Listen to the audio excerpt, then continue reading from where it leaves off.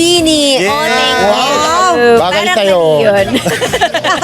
Alright, ate. Ang ganda. Huwag ka na lang magsalita. Ayun na lang. Viral ngayon ang naging reaksyon ng aktres na si Kim Chiu sa It's Showtime nitong Miracles, January 14, 2025. Sa nasabing episode ay pinuri ng mga Showtime host ang outfit for today ni Kim Chiu. Ayon kay Darren, "Ang ganda ng outfit mo bestie, kagalang-galang." Sabat naman ni Jackie, "Lakambini." Agad naman na natigil si Kim Chiu at sinabing parang mali yon.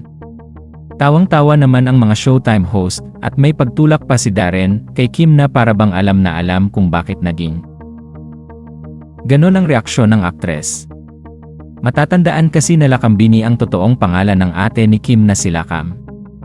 Hindi naman lingid sa kaalaman ng lahat ang nangyari sa pagitan ng magkapatid kung saan ay umabot pa sa demandahan ang dalawa. Kaya naman sa pagiging totoong tao ni Kim Chiu, ay hindi niya napigilan na mag-react nang marinig ang real name ng kanyang nakatatandang kapatid. Sorry. May ano daw, formal daw. Pareho ng silhouette. Iba na ng kulay. So mamimili ka lang, di ba? Parang anghel tsaka... Ano? Amin! Oo. Tama. Parang sila yung magka-batch. Ito yung mabait sa eskwelahan. Oo. Yung jowa ng fraternity. Kumagay ka classmate. Jowa ng fraternity. Pero hindi po amin yung yung Munesin totally. Ako lang ang nag-operate, pero yung halos kita po, akin po kasi kapatid ko po yun eh.